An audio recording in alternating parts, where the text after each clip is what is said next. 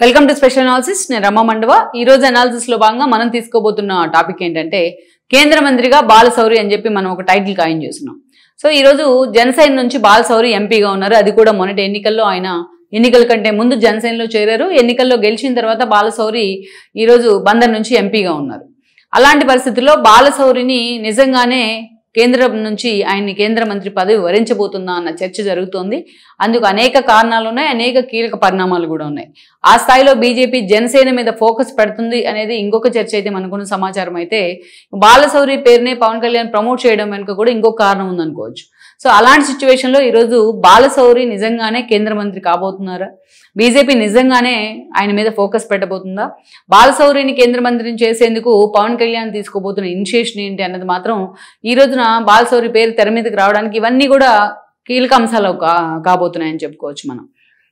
ఆ స్థాయిలో బాలశౌరి గురించి చర్చ అయితే ఒకటి హాట్ టాపిక్ అవుతుంది. జనసేన మొన్నటి ఎన్నికల్లో మనం చూస్తే 2 ఎంపీలు ఆ పార్టీ నుంచి గెలవడం జరిగింది. కానీ కేంద్ర మంత్రివర్గంలో మాత్రం జనసేనకి మనం చోటు దక్కలేదు.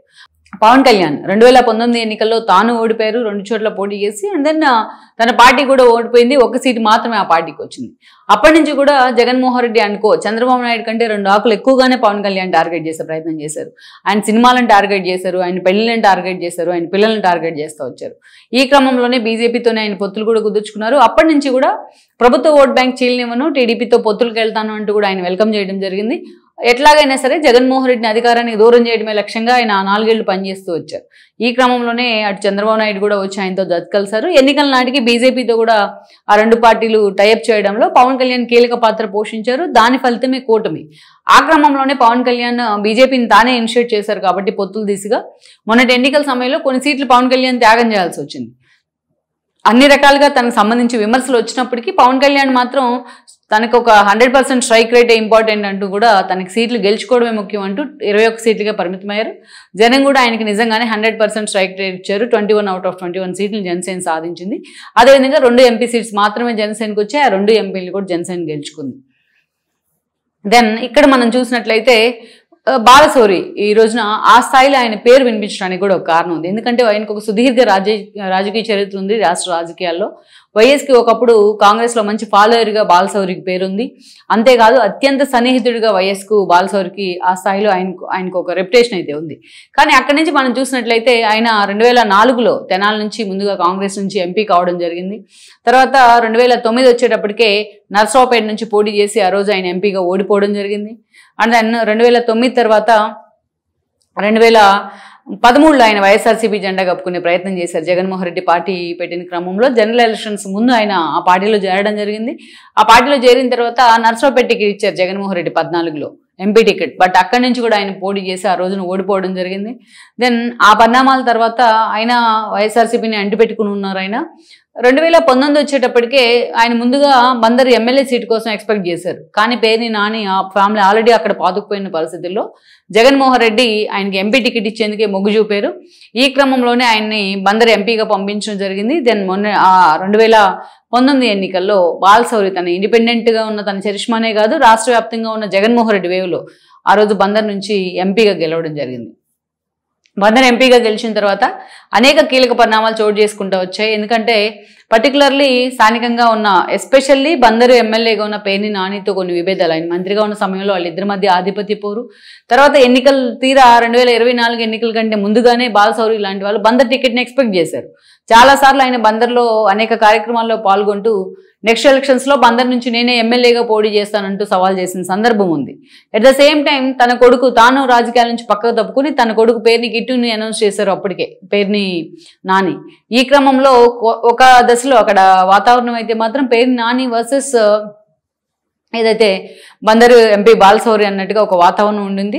బట్ ఎలాగైనా సరే పేరుని నాని జగన్ మీద పెట్టిన ప్రెషర్తో ఆ టికెట్ వాళ్ళకే వెళ్లే అవకాశం కనిపించింది ఒక దశలో. ఈ క్రమంలోనే ఆ రోజున బాలశౌరి ఆ పార్టీకి రిజైన్ చేశారు. సో జగన్మోహన్ రెడ్డికి ఆ రాజీనామా ఇచ్చేసి విత్ ఇమీడియట్ ఎఫెక్ట్ ఆయన జనసేనలోకి జాయిన్ అవ్వడం జరిగింది. దెన్ పవన్ కళ్యాణ్ కూడా ఆ రోజు బాలశౌరి అలా చేరారో లేదో ఆయన్ని నిజంగానే ఆయనకి రెడ్ కార్పెట్ వేశారు. ఆయనకి ఎంపీ టికెట్ కూడా అనౌన్స్ చేయడం జరిగింది. బందర్ ఎంపీ టికెట్ ఆ రోజు జనసేన నుంచి మొన్నటి ఎన్నికల్లో బాలశౌరికి దక్కింది. కూటమి తరపున అభ్యర్థిగా ఆయన పోటీ చేశారు. దెన్ మొన్నటి ఎన్నికల్లో బాలశౌరి ఎంపీగా గెలిచారు. బట్ ఈ రోజు చూసినట్లయితే కేంద్ర మంత్రిగా బాలశౌరి అనుకోవడానికి కూడా కొంత అర్థం ఉంది. ఎందుకంటే మొన్నటి ఎన్నికల్లో 2 ఎంపీలే జనసేనకు ఉన్నాయి. రాష్ట్రంలో మంత్రి పదవుల్ని టీడీపీ మధ్య, బీజేపీ, జనసేన మధ్య పదవులు పందేరం జరిగింది. కానీ బట్ కేంద్ర మంత్రి పదవుల దగ్గరికి వచ్చేటప్పటికే బీజేపీకి మాత్రమే, టీడీపీకి బీజేపీకి మాత్రమే అవకాశం దక్కింది. ఆ రోజు కూడా పవన్ కళ్యాణ్ తన పార్టీ తరపున కేంద్ర మంత్రికి ఒకరిని ప్రమోట్ చేద్దామని అనుకోలేదు. ఆయన సైలెంట్ గానే ఉండిపోయారు. బీజేపీ కూడా జనసేనకి ఆ రోజు పదవులు ఇవ్వలేదు. క్యాస్ట్ ఈక్వేషన్ లో అంతగా లోకల్గా ఉన్న పొలిటికల్ ఈక్వేషన్స్ జనసేన ఫిట్ అవ్వలేదని అనుకోవచ్చు కొన్ని చోట్ల. కానీ ఈరోజు నాగబాబుకి మంత్రి పదవి అనుకున్నప్పటికీ కూడా ఆయన ఎంతవరకు అది ఫీజిబిలిటీ ఉంటుంది, సెకండ్ ఎక్స్పాన్షన్లో చంద్రబాబు నాయుడు నిజంగా నాగబాబు మీద ఫోకస్ పెడతారనేది ఒక చర్చ. ఇటీవల ఆయన ఎమ్మెల్సీ కూడా కావడం జరిగింది. బట్ అయితే దీనికన్నా ముందుగా జనసేన కూడా జాతీయ స్థాయిలో రిప్రజెంటేటివ్గా ఉంటే బాగుంటుంది అని కూడా ఆ పార్టీ ఆలోచన చేస్తుంది. ఆ పార్టీ పొలిటికల్ అఫైర్స్ కమిటీలో కూడా ఇదే అంశం మీద చాలాసార్లు చర్చ జరిగింది. పవన్ కళ్యాణ్ ఒక్కడే కాకుండా ఆ స్థాయిలో ఏపీ నుంచి ఎవరో ఒకరు జనసేన రిప్రజెంట్ చేసే విధంగా ఢిల్లీ స్థాయిలో ఉంటే బాగుంటుంది అన్న ఆలోచన ఆ పార్టీలో ఎప్పటి నుంచో ఉంది. సో నాగబాబుకి ఎలాగో ఇప్పుడు ఆప్షన్ లేదు. ఆల్రెడీ ఆయన ఎమ్మెల్సీలో ఉన్నారు కాబట్టి మళ్ళీ కొత్తగా వచ్చే ఒక రాజ్యసభ ఆయనకి ఇచ్చి మళ్ళీ కేంద్ర మంత్రి చేసి it's being too late. So that's why ఈ రోజు చూసినట్లయితే అందుకనే జనసేన వైపు నుంచి ఎవరో ఒకరిని కేంద్ర మంత్రిగా ఉంచితే బాగుంటుంది అన్న ఆలోచన జనసేనలోనే ఉంది. పవన్ కళ్యాణ్ కూడా అందుకు సానుకూలంగా ఉన్నారు. ఈ క్రమంలోనే ఆగస్టులో క్యాబినెట్ ఎక్స్పాన్షన్ జరగబోతోంది మోడీకి సంబంధించి. అందుకనే బాలశౌరికి మంత్రి పదవి ఇప్పించేందుకు పవన్ కళ్యాణ్ పావులు గదుపుతున్నారని కూడా చెప్తున్నారు. సో ఇదే జరిగితే జనసేన వైపు నుంచి రాష్ట్రంలో ఒక కేంద్ర మంత్రి ఉన్నట్టే లెక్క అని మనం అనుకోవచ్చు. ఆల్రెడీ టీడీపీ నుంచి 2 ఉన్నారు, రామ్మోహన్ అండ్ పెమ్మసాని. సో ఇలాంటి పరిస్థితుల్లో ఆల్రెడీ బీజేపీ నుంచి కూడా ఉన్నారు వర్మ లాంటి వాళ్ళు. సో ఇలాంటి పరిస్థితుల్లో నిజంగానే ఆ అవకాశం బాలశౌరికి దక్కుతుందా అనేది మాత్రం ఒక పెద్ద క్వశ్చన్ అని అనుకోవాలి. బట్ పవన్ కళ్యాణ్ మాత్రం ఆ దిశగా ఫోకస్ పెట్టారనేది ఒక ప్రచారం జరుగుతోంది. పవన్ నిజంగా ఫోకస్ పెడితే ఆ స్థాయిలో ఆయనకు అవకాశం దక్కే సీన్ కూడా అయితే ఉందనుకోవచ్చు బాలశౌరికి. మరి ఇలాంటి పరిస్థితుల్లో బాలశౌరి నిజంగా కేంద్ర మంత్రి అవుతారా అన్నది మాత్రం ఇంకొద్ది రోజుల్లో క్లారిటీ రాబోతుంది అనుకోవచ్చు.